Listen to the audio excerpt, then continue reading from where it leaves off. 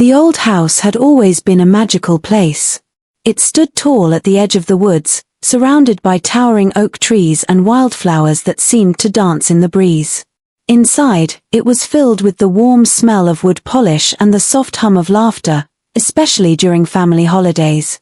But for all its charm, there was one thing about the house that no one could ignore: the secret room. Tucked away in the farthest corner of the house, the room had a mysterious door with intricate carvings and an old, rusty lock. Grandpa had always warned the grandchildren to stay away. "Little ones," he would say with a stern face but a twinkle in his eye, "there's a monster in that room. It's big, it's scary, and it doesn't like to be disturbed." The kids, Elena, Max, Leo, and Jake, were little back then, and the thought of a monster terrified them. "We'll never go in there, Grandpa," they would promise, their voices high-pitched with fear. To make sure they remembered, Grandpa would hum his famous tune. little kids, the secret room, why won't you enter there?" And the children would shout back, "No, no, no, no, a monster in the secret room." Even as they grew older, the song and the story of the monster stayed with them. The door, with its strange carvings and colorful decorations, became a symbol of mystery. Now, years later, the grandchildren were no longer little kids. They had returned to Grandpa's house for another holiday, but this time, things were different. The fear was gone, replaced by a burning curiosity. "It's time to solve the mystery," Elena said one evening, gathering her brothers in the children's room. The others agreed. This visit, they were going to do what they had never dared before: they were going to open the secret room. The children's room buzzed with excitement and just a little fear. The four grandchildren, Elena, Max, Leo, and Jake, sat in a circle on the rug, leaning in close. The dim light from their bedside lamp cast flickering shadows on the walls, making the room feel like a secret hideout. "We've been scared of this room our whole lives," whispered Jake, the youngest. His big brown eyes were wide as he clutched a pillow. "But we're not little kids anymore. We can handle it now." Elena, the eldest and their fearless leader, nodded firmly. "It's just a story Grandpa made up to scare us." "Right," she said, though her voice wavered slightly. She glanced at the others and lowered her voice. "But what if it's not? What if Grandpa's hiding something big?" Max, always the curious one, leaned forward. "Like what? Treasure? A secret lab? Or what if the monster is real?" His grin turned mischievous, but Jake shivered. "Stop it, Max," Jake scolded. "There's no monster, right?" Leo, the serious one, pushed his glasses up his nose. He had a notebook open in his lap and was scribbling furiously. "Whatever it is, we can't just barge in. We need a solid plan. If we're going to do this, we do it right." Elena leaned closer, her face serious but her eyes sparkling with determination. "Then let's make a plan. A good one." The four put their heads together, whispering ideas and arguing in hushed voices. Jake suggested sneaking in at night. Max thought they could just break the door down. Elena wanted to distract Grandpa somehow. And Leo, well, Leo was writing everything down, crossing out the ideas he didn't like and underlining the ones he thought could work. Finally, after what felt like hours, Leo looked up. "Okay," he announced, holding up the notebook. "We have 4 plans. For ways to get into the secret room." Everyone sat up straighter, their hearts pounding with excitement. "4 ways?" Max asked. "Why so many?" "Because we don't know which one will work," Leo said matter-of-factly. "If one fails, we try the next. And the next. Until we get inside." Elena smiled. "Good job, team. Let's get some sleep. Tomorrow, the mystery of Grandpa's secret room is ours to solve." Jake glanced nervously at the door. "What if Grandpa catches us?" Elena placed a hand on his shoulder. "Don't worry, Jake. We'll be careful. Grandpa's not going to find out." As the 4 crawled into their beds, the room was filled with nervous giggles and a sense of adventure. They couldn't wait for morning. The long-standing mystery of the secret room was finally going to be uncovered if they could pull off their plans. For the first time, the thought of the room didn't fill them with fear. It filled them with excitement. They were ready for the challenge. Or at least, they thought they were. Morning came quickly, and the house smelled of Grandpa's famous pancakes. The 4 grandchildren scarfed down their breakfast with an unusual amount of enthusiasm. Grandpa noticed but didn't say anything. He just gave them a knowing smile, as if he could already tell they were up to something. Once Grandpa settled in his chair with his newspaper, the team sprang into action. It was time to try their first plan. Elena volunteered to go first. She thought being the oldest gave her the best chance of convincing Grandpa to spill the beans. She strolled into the living room, trying to act casual. "Grandpa," she began sweetly, sitting on the armrest of his chair. "We were talking about the secret room last night. You've always told us about the monster, but we're older now. Can you tell us what's really in there?" Grandpa lowered his newspaper and looked at her. His kind eyes twinkled, but his expression turned serious. "Elena," he said, his voice soft but firm, "some things are better left alone. That room is one of them." Elena pressed her lips together, trying not to pout. She didn't want to give up, but Grandpa wasn't budging. She returned to the others empty-handed. "Did it work?" Max whispered. "No," Elena admitted. "He's keeping his secrets. But we're not done yet." Max grinned. "My turn. Watch and learn." He had noticed that Grandpa always carried a big, rusty key on his belt. Max's plan was to switch it with a fake key they had found in the basement. While Grandpa was out watering the garden, Max tiptoed over to the table where Grandpa's belt and key rested. "I've got this," Max whispered as he carefully replaced the real key with their fake one. Later that day, the kids gathered at the door to the secret room. Max jingled the key triumphantly. "Behold," he said, inserting it into the lock. But when he turned it, nothing happened. The key didn't even fit properly. "Great plan, genius," Leo muttered as Max sheepishly handed the fake key back. The next morning, Grandpa chuckled at breakfast. "Max," he said with a sly smile, "you might want to double-check your keys next time." Max's face turned red. Jake piped up, eager to prove himself. "I've got a better idea. The vents. If I crawl through, I bet I can get into the secret room." The others were skeptical, but Jake insisted. They helped him climb into the vent in the hallway, armed with a flashlight and a screwdriver. Jake squirmed through the narrow space, his heart pounding with excitement. He could see the faint outline of the room through a small vent cover. "Almost there," he whispered to himself. But when he reached the vent, it was tightly screwed shut from the inside. He pushed and pulled, but it wouldn't budge.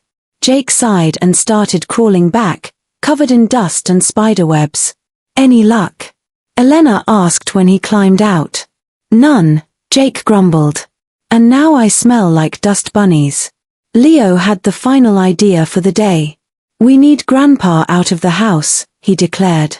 "If he's not here, we'll have plenty of time to figure out the lock." He hatched an elaborate plan to fake a flat tire on Grandpa's old truck. Leo walked into the kitchen where Grandpa was having tea. "Grandpa, your truck's tire looks really low. I think it's flat."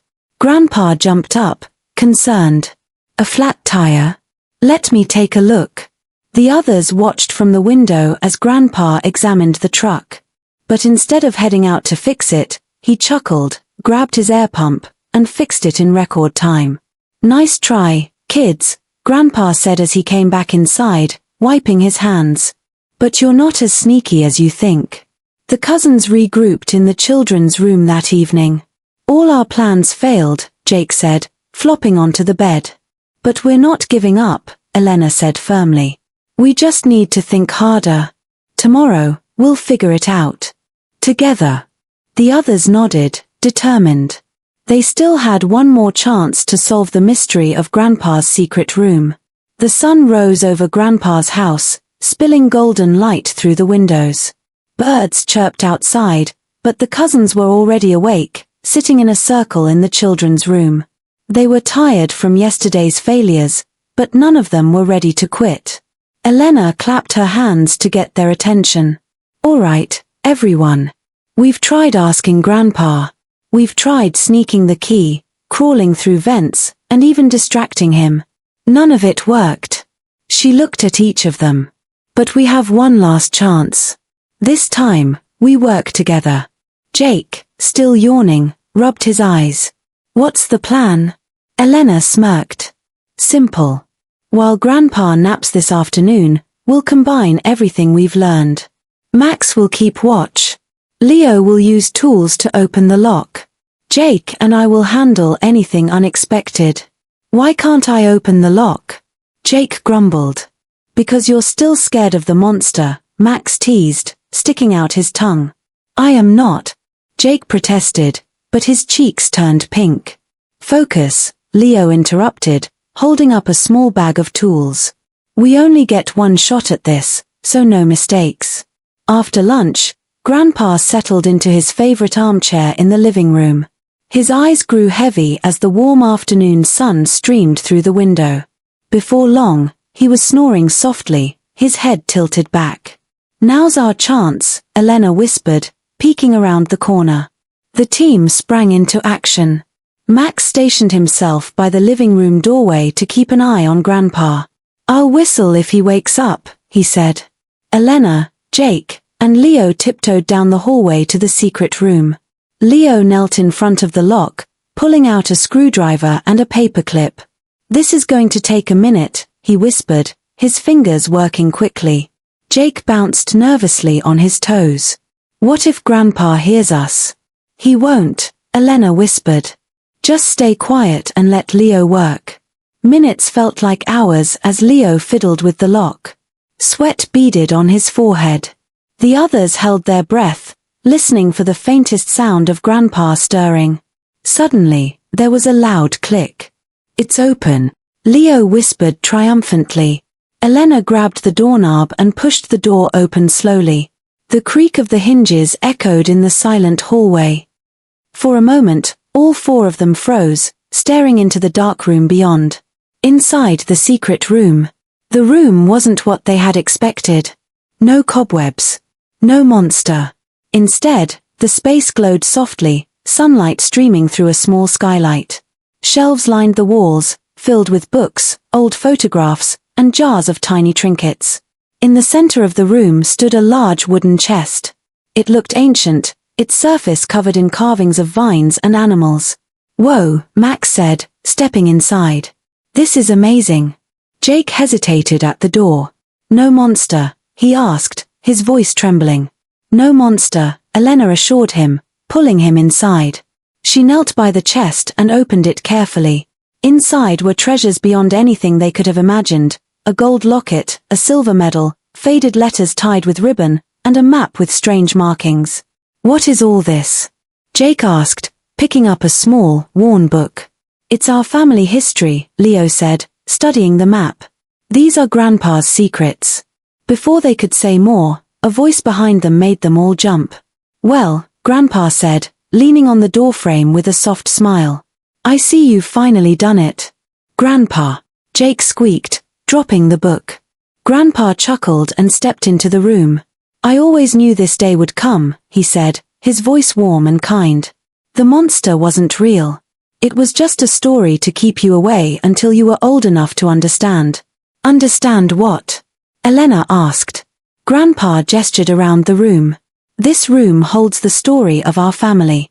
Every photograph, every letter, every little trinket tells a piece of who we are and where we came from. It's your legacy. The cousins listened in awe as Grandpa began to explain the treasures they'd found. Each item had a story, some joyful, some sad, but all important. As they all settled on the soft carpet of the secret room, Grandpa leaned back against the wall, his eyes warm and full of memories. The sunlight from the skylight bathed the room in a golden glow, making the trinkets and treasures around them seem even more magical. Elena, ever curious, picked up an old gold locket from the chest and held it out. What's this, Grandpa? She asked softly. Grandpa's smile grew as he took the locket from her hands and opened it. Inside was a tiny black and white photograph of a young woman. That, he said, his voice steady but filled with emotion, belonged to your great-grandmother, Maria. She wore this locket every single day. When your great-grandpa went to fight in the war, she put his picture inside. She said it kept him close to her heart. Did he come back? Jake asked, his voice small. He did, Grandpa said, nodding. He walked right through that front door one snowy evening. Great-grandma cried for hours, she was so happy. They danced in this very house that night. He chuckled. I was just a little boy then, hiding under the dining table, watching them twirl around. The cousins smiled, picturing the scene in their minds. Leo reached into the chest and pulled out a small silver medal. What's this for, Grandpa? Grandpa's face lit up. Ah, that's a medal your Uncle Tom earned. He was a doctor, one of the best. He traveled to faraway places, helping people who didn't have any hospitals or medicines. He saved so many lives. Wow, Max whispered, turning the medal over in his hands. That's amazing. Grandpa nodded. It is. Tom always said the best thing anyone can do is help others. Elena noticed a faded map sticking out from the chest.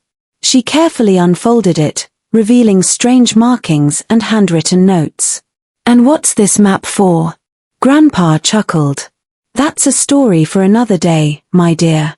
Let's just say your great-grandpa had a bit of an adventurous streak. He used that map to find something very special, but I'll save that tale for another time. As they explored more of the items, Jake finally asked the question on everyone's mind. Grandpa, why didn't you just tell us about this room? Why did you make up the monster story? Grandpa's expression softened as he looked at each of them. Because this room isn't just a place for things, it's a place for stories. And stories are best shared when you're ready to hear them. He gestured around the room. You see, everything in here connects us to each other, to our family, to the people who came before us. Every picture, every letter, every little treasure has a story to tell. And now, it's your turn to carry those stories forward. The cousins sat in silence for a moment, feeling the weight of Grandpa's words. Now, Grandpa said, clapping his hands together and breaking the serious mood, I think that's enough storytelling for today. You've earned a treat for being so brave. Ice cream? Jake asked hopefully. Grandpa winked. Ice cream, of course. But the next time you visit, I'll tell you more. There are still plenty of secrets in this room waiting for their turn. As they all stood up and followed Grandpa out of the room, their hearts felt lighter. They hadn't just discovered a secret, they had discovered a piece of themselves. The door to the secret room stayed open, a symbol of everything they had found and all the stories still waiting to be told. Laughter echoed through the house as they headed to the kitchen, ready to share not just ice cream, but a new chapter in their family's story. The days that followed were filled with wonder. Every morning, the grandchildren returned to the secret room with Grandpa, eager to hear more stories about the treasures they had uncovered. Each object seemed to come alive with Grandpa's words: adventures, love, bravery, and sometimes even a bit of mischief. Leo studied the old maps, imagining the places their great-grandpa had traveled. Max pored over faded letters, laughing at the playful banter between family members. Elena took careful notes in her journal, determined to remember every story. And Jake, no longer afraid, loved discovering tiny trinkets that Grandpa said had once belonged to the littlest kids in the family. By the end of their visit, the mystery of the secret room wasn't just solved, it became a new chapter of their family's legacy. On their last day, the grandchildren gathered in the room one final time. The chest was still full of treasures they hadn't yet explored, but they knew there would be more time for those stories in the future. Elena looked around at her cousins, her heart full. This room is so much more than we thought it was, she said. It's home. Jake smiled, holding the small wooden train he'd found earlier. I'm glad we came in, he said. Even if I thought a monster was going to eat me, the others laughed, and even Grandpa chuckled as he appeared in the doorway. No monsters here, he said, smiling warmly. Just the story of who you are. And remember, it's your job now to keep it alive. Share these tales, add your own, and keep our family's story growing. They nodded solemnly, understanding the importance of his words. As they packed their bags and loaded the car, Grandpa stood on the porch, waving them off. Then, with a twinkle in his eye, he began to hum. Little kids, the secret room, why won't you enter there? The grandchildren paused, then grinned at one another. This time, they answered in chorus, their voices filled with joy. Yes, yes, yes, yes, the monster's gone from the secret room. Grandpa's laughter echoed through the air as they drove away, the house growing smaller in the distance. But the memory of the secret room stayed with them, warm and alive in their hearts. And they knew, one day, they'd be back. Not to find monsters, but to uncover more of the stories waiting in Grandpa's magical room.